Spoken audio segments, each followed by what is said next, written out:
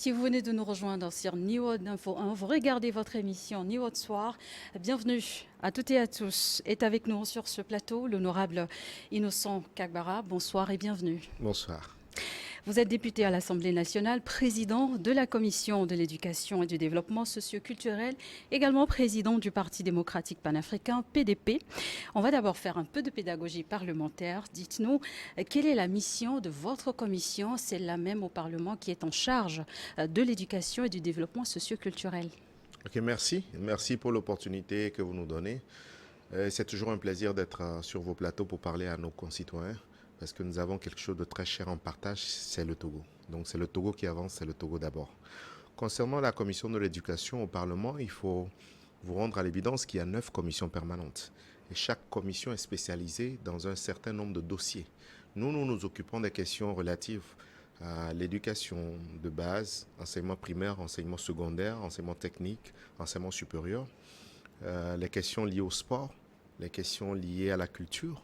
Donc c'est toutes ces questions que cette commission a en charge. S'il y a une loi qui vient d'un ministère qui est en relation avec nous, cette loi, elle est affectée à la commission de l'éducation et nous faisons un travail en commission. Et après avoir fait ce travail en commission, nous pouvons présenter ce travail en plénière. Des fois, nous pouvons être avec une autre commission et ça fait un groupe où il y a peut-être 2 ou 3 commissions en fonction de la spécificité de la loi. Donc un peu, c'est le travail que la commission de l'éducation fait au Parlement. Alors, honorable Innocent Kagbara, justement, l'éducation, c'est de cette thématique-là que nous allons parler avec vous ce soir. On entend souvent dire de nos compatriotes, notamment, qu'il manque une authenticité à notre système éducatif togolais, qu'il est encore peut-être un peu trop colonisé. Et qu'est-ce que ces propos vous évoquent à vous? Non, je pense que quand vous allez à l'extérieur, quoi qu'on puisse reprocher à notre système éducatif, il est quand même bon. Maintenant, il faut le parfaire en mettant quelques aptitudes, quelques compétences que nous devons donner à nos apprenants pour voir le profil de sortie. Qu'est-ce que nous voulons? Est-ce que nous voulons des gens qui... Pour mieux répondre au marché de Pour mieux l'emploi, répondre au par marché exemple. de l'emploi en réalité. C'est comment l'adapter afin qu'ils puissent répondre au marché de l'emploi. Sinon, quand vous prenez des Togolais, c'est des gens très cultivés. Vous allez à l'international, quand vous prenez une cohorte, vous prenez des Maliens, des Sénégalais, c'est vrai, il y a des nationalités qui nous dépassent, mais les Togolais sont très brillants. Donc, comment adapter le système pour que, vers la fin, qu'il puisse être adapté au marché de l'emploi? En réalité, c'est ça la réforme que nous devons faire. En tant que personnalité politique, député à l'Assemblée nationale, si je vous demande quel est le profil type de Togolais dans les 10 prochaines années, qu'est-ce que vous me répondrez? Nous voulons des Togolais qui ont de l'audace. Ça, il faut qu'on nous l'apprenne aussi. Nous voulons être audacieux, nous voulons croire en ce pays, c'est des patriotes. En fait, la révolution que nous devons faire, c'est la révolution au niveau des mentalités. Si on peut nous abreuver des milliards, ça ne réglera pas le problème tant qu'on n'a pas réglé le problème de comportement. Nous devons d'abord aimer ce pays.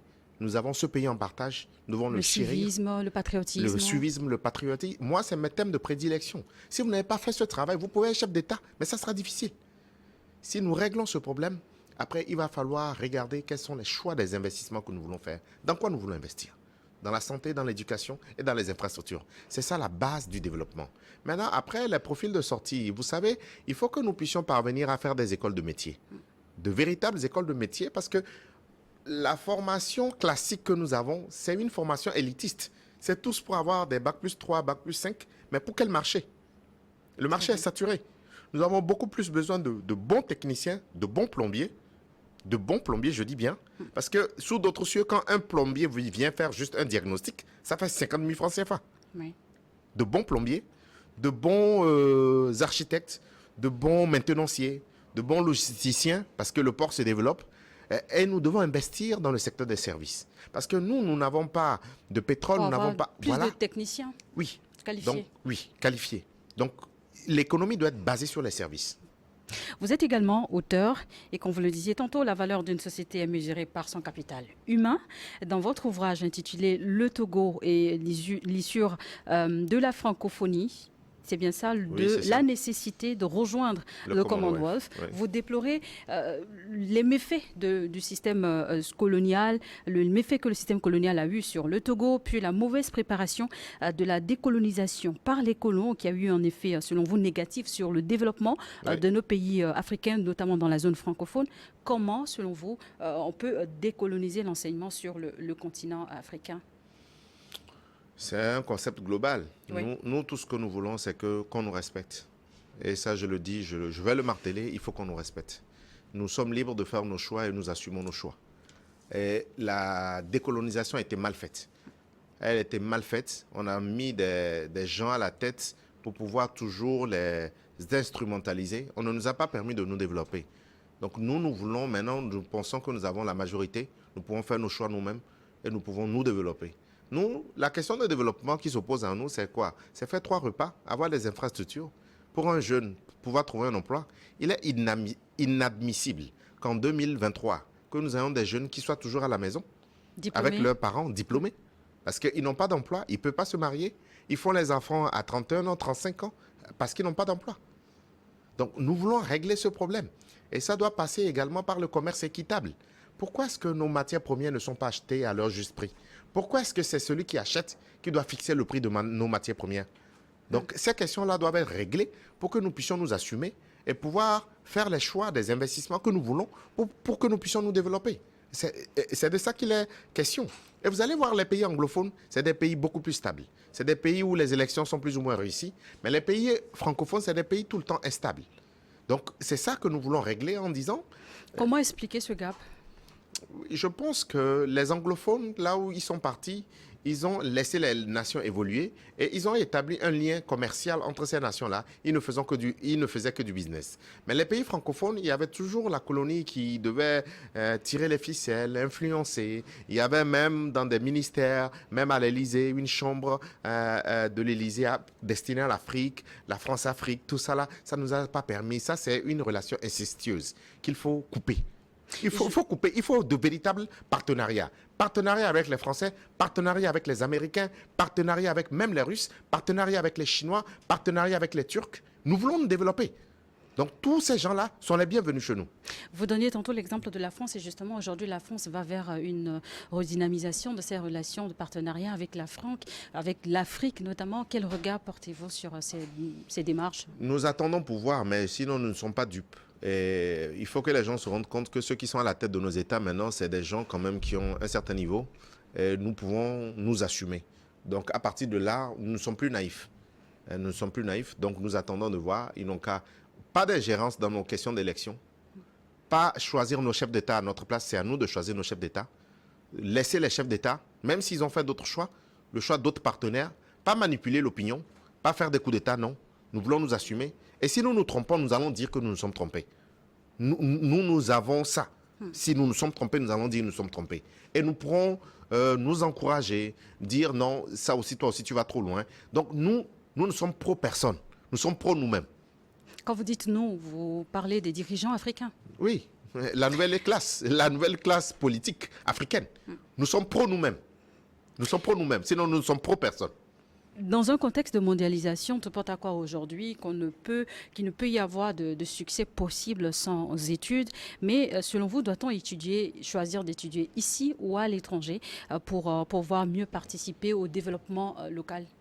Ça dépend des moyens que vous avez, ça dépend des filières que vous voulez faire. Il y a des filières ici. Et nous avons de très bonnes écoles ici. Je tiens même à saluer le travail que le système éducatif togolais fait. L'enseignement primaire, secondaire, l'enseignement privé, l'enseignement supérieur privé et public. Il y a un travail de qualité qui est en train de se faire. Donc il faut saluer ce travail-là. Il nous faut juste plus de moyens pour que nous puissions montrer notre plein potentiel. Donc ceci étant dit, il y a des études qu'on peut faire ici. Il y a d'autres études qu'on peut aller dans d'autres pays pour les faire parce que nous n'avons pas ces spécialités ici. Mais il est aberrant, il est véritablement aberrant de trouver un jeune Togolais qui va choisir une étude en France, aux États-Unis, au Canada, à 7 millions l'année. Je dis bien 7 millions l'année. Que ses moyens de subsistance, son transport, tout ça là, ça fasse 3 millions. Ça fait pratiquement 10 millions l'année. Toujours, voilà, l'année. 10 millions l'année. Vous faites x5 pour qu'il puisse avoir un master. Il est à 50 millions. Et que ce même gars puissent venir travailler ici à Togo comme à 250 000. Pour moi, c'est inadmissible. Les 50 millions auraient pu permettre à ce jeune Togolais d'investir. C'est déjà très bien d'encourager le retour au pays pour ainsi mettre à contribution mais vos ses parents ne vont compétences. pas dépasser 50 millions pour que vous puissiez venir ou occuper la place des gens qui ont fait les BTS ici. Si vous avez les moyens de faire 50 millions dans les études, vous devez avoir également 50 millions pour ouvrir une entreprise. Je trouve aberrant. Ce n'est pas logique. C'est de l'investissement à perte. Des plaidoyers pour une revalorisation des compétences. Oui, mais c'est nous qui devons créer ces filières-là ici. Et l'État, ça doit être une priorité de l'État à travers des écoles spécialisées. Et par exemple, vous prenez le cas du Rwanda, il y a des filières qu'on ouvre cette année. 3 ans après, on referme ces filières. Parce que l'objectif est déjà atteint. Une filière qui fait 5 ans, 10 ans, sans une revue des programmes, sans voir si le marché est dynamique, sans voir ceux qui sont sur le marché, est-ce qu'ils ont été absorbés, ça pose un problème à l'économie. Mais où est-ce que vous allez mettre tous ces gens? Question de stratégie aussi. Oui. Donc le plaidoyer, c'est qu'on puisse avoir des écoles spécialisées, que l'État chaque année dise, voilà, tel, on peut avoir des débouchés, tel, on ne peut pas, donc réviser tel, aller vers cette nouvelle filière-là, où nous vous accordons des bourses. Parce qu'il faut que l'État aussi aide les privés à faire ce travail-là. Il faut donner des bourses, comme ça se fait dans les autres pays. Le Togo, c'est l'un des rares pays qui ne donne pas des bourses au secteur privé. Et ça n'encourage pas. Justement, octroyer des bourses, ça c'est un projet social que vous portez. Vous êtes donc porteur de ce projet social-là qui promeut les talents africains sportifs dans le domaine du sport à travers la formation, une initiative portée par le réseau africain pour la formation, la science et l'émergence des talents, RAF7. Qu'est-ce que c'est que le RAF7 et quelle est sa vision ? Le RAF7 est une ONG. Bon, souvent je dis, je suis une personnalité, j'ai 3 casquettes. La casquette politique, président de parti, la casquette associative ou bien, disons, humanitaire, et puis la casquette business. Là, nous parlons de la casquette humanitaire, où nous avons une ONG qui a un accord de siège au Togo, où nous nous occupons des questions de leadership des jeunes, ou de l'entrepreneuriat des jeunes. Donc, nous avons décidé avec des partenaires qui nous soutiennent, c'est le lieu de remercier l'ensemble de ces partenaires, d'envoyer des boursiers au Maroc. Le Maroc, parce qu'il n'y a pas de visa, il y a exemption de visa. Donc, oui, aujourd'hui, avec les relations diplomatiques entre les deux pays. L'année passée, nous avons envoyé 26 jeunes au Maroc et nous sommes partis voir les conditions dans lesquelles ils apprennent. Et c'est des conditions vraiment qui sont formidables. Et nous allons continuer le programme. Maintenant, parallèlement, cette année, nous avons démarré notre programme de sport études de haut niveau à Bruxelles, où nous allons prendre quelques jeunes, nous allons les amener là-bas. Quand vous dites un nombre peut-être non, estimatif. pour le moment, on n'a pas encore le nombre, puisque ça dépendra de la subvention que les partenaires vont nous accorder. Mais pour le moment, c'est ouvert. Donc, c'est des jeunes qui ont le bac, entre 18 et 20 ans, qui ont un très bon niveau dans une discipline sportive et qui veulent faire du haut niveau. Le haut niveau dont nous parlons, parce que vous allez compatir avec tous les jeunes venant de tous les pays du monde. Toutes disciplines confondues. Toutes disciplines confondues. Donc, ça, c'est véritablement le haut niveau. Donc, il y a une partie, ils feront dans les universités, une autre partie, ils feront dans les centres de formation spécialisés. Donc, c'est un programme sport-études. C'est un programme qui a un coût. Bon, nous allons mobiliser nos partenaires pour voir si chaque année, nous pouvons envoyer un certain nombre de jeunes. Donc, cela se passe à Bruxelles et ça va prendre un certain nombre d'années. Pour le premier, c'est que ça fait 3 ans. Au bout de 3 ans, si vous n'êtes pas assez bon, au moins vous aurez eu un diplôme, vous allez vous débrouiller. Et si vous êtes assez bon, vous allez trouver un club. Ou si c'est un sport individuel, là, vous allez faire des compétitions. Donc là, on voit le football, le basket, le handball. Football, basket, handball, beach volley, les arts martiaux. Le tennis aussi peut-être. Tennis aussi. Vous êtes un grand passionné du développement inclusif. D'ailleurs, vous formulez ces recommandations au sortir des travaux d'un forum de parlementaires russes et africains. C'était en mars dernier à Moscou. Je cite vos propos. Nous devons pouvoir accompagner le génie inventif de nos étudiants, coordonner collectivement nos programmes scolaires et universitaires, nous entraider mutuellement. Fin de citation. Quelles sont vos réelles préoccupations à ce niveau ? Non, c'est que nous devons faire confiance à la jeunesse. Il y a beaucoup de jeunes ici. C'est des fois des documentaires. Vous vous imaginez des chaînes extérieures qui font que nous découvrons que nous avons des jeunes qui ont inventé des choses ici. Nous devons les accompagner. Nous devons les soutenir financièrement. Nous devons les mettre dans des labos pour pouvoir les aider et faire un jumelage entre les laboratoires et les centres de formation, les laboratoires et les entreprises. Et c'est les entreprises qui doivent financer la recherche. C'est aux entreprises de financer la recherche. On n'a pas encore atteint. Dans les plaidoyers, c'est mettre ces gens ensemble pour que les entreprises commencent à travers leur RSE financer ces entreprises-là. Aller vers des partenariats gagnant-gagnant. Gagnant-gagnant. C'est à eux de financer ces jeunes-là à travers des laboratoires qui sont soit dans les centres de formation, soit à l'université. Quelles sont les armes dont a besoin, selon vous, la jeunesse d'aujourd'hui pour faire face à la concurrence mondiale et favoriser son épanouissement intellectuel et personnel? La confiance en soi. La confiance en soi, elle est fondamentale. Vous devez connaître qui vous êtes, avoir confiance en vous. Deuxième chose, être positif. Il faut être positif. Troisième chose, il faut croire en ce pays. Si vous ne croyez pas en ce pays, vous ne pouvez rien, parce que vous serez défaitiste. Et le combat que nous faisons, ce n'est pas parce que nous soutenons tel ou contre tel. Les gens ne comprennent pas notre combat. Le combat, c'est un combat d'un patriote. Nous voulons des jeunes qui sont patriotiques, qui pensent d'abord au pays. Malgré, il y a des pays que je vais vous citer. Il y a des pays où les gens sont véritablement malheureux. Mais les gens, comment ils arrivent à réussir? Là-dedans, vous voyez des jeunes qui réussissent, qui émergent. C'est ce que nous voulons dire à la jeunesse togolaise. Nous pouvons y arriver et nous devons y arriver. Nous avons une responsabilité historique. Si, d'ici 20 ans, les jeunes que nous allons laisser nous reprochent ce que nous avons reproché à nos parents, là, nous aurons échoué. Si les jeunes de responsabilité aussi. Oui, si les jeunes générationnels nous reprochent ce que nous sommes en train de reprocher à l'élite actuelle, c'est que nous avons échoué. Alors vous ne voulez pas échouer? Nous ne voulons pas échouer. Nous n'avons pas le droit d'échouer parce que nous avons une responsabilité historique. D'où l'initiative, les bourses Excellence Innocent Kambara. Parlez-nous-en davantage. Oui, nous avons déjà parlé de ce programme. C'est un programme qui est destiné aux étudiants bacheliers qui veulent aller au Maroc parce qu'il y a un accord d'exemption de visa. Donc, c'est plus facile pour nous d'envoyer des gens au Maroc. Actuellement, le Maroc et le Togo ont de très bonnes relations. Et donc, c'est un programme que nous avons commencé l'année passée. C'est un programme véritablement d'excellence pour des gens qui ont des moyennes compris entre 14 et 18 de moyenne. Et nous les envoyons au Maroc pour des spécialités peut-être que nous n'avons pas ici. Oui. Voilà. Alors, en lien avec l'actualité, l'affaire des assassinats d'étudiants africains, étudiants à l'étranger, en tout cas dans certains pays d'accueil, on a connu aussi une victime de nationalité togolaise. Récemment, c'était une Gabonaise. En tant que politique, que pensez-vous de ces situations? Et dans ces cas précis, que fait les pays d'origine, les dirigeants, pour aider peut-être dans les enquêtes ou les situations, pour élucider les faits? Non, c'est pour ça qu'il faut qu'on suive un peu les filières qui amènent les gens dans ce pays-là. Je crois que récemment, c'était en Turquie. Il faut qu'on se fasse respecter. Nous devons nous faire respecter. Le respect dont nous parlons, ce n'est pas forcément en face des Occidentaux, en face des autres. Nous n'allons pas accepter que notre compatriote, un de nos compatriotes, soit assassiné pour une raison. On fera en sorte que les faits soient établis et que les gens soient punis. Oui. Et c'est ça que c'est ce que nous sommes. C'est ce que nous sommes. Nous allons nous faire respecter. Nous devons nous faire respecter parce que la peau noire, là, on a l'impression que... racisme, oui, on a l'impression que dans l'ensemble de ces pays, que nous sommes là juste comme... même dans certains pays, il y a des animaux même qui ont plus de valeur que nous. Malheureusement. Oui, mais c'est inadmissible pour nous. C'est inadmissible. Un pays qui nous fait ça, où les faits ne sont pas établis, nous coupons nos relations. Nous allons exiger une enquête impartiale et que les gens soient punis. Parce que dans ces pays, qu'est-ce qui se passe? Des étudiants même deviennent des prostituées, on séquestre des gens qui sont domestiques dans des pays comme le Liban, la Turquie, un certain nombre de pays du Golfe. Mais il y a des atrocités qu'on ne peut pas accepter. Donc il revient à nos dirigeants de prendre les responsabilités pour dire aux dirigeants de ces pays, vous devez mettre de l'ordre et vous devez commencer par punir ceux qui commettent de tels actes. Et ça, nous sommes intraitables là-dessus.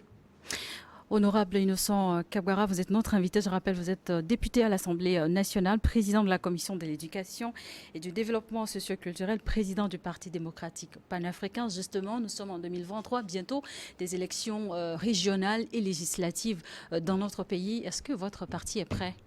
Nous sommes tout le temps prêts. Nous sommes au centre, nous voulons rapprocher les Togolais. Notre combat, c'est rapprocher les Togolais.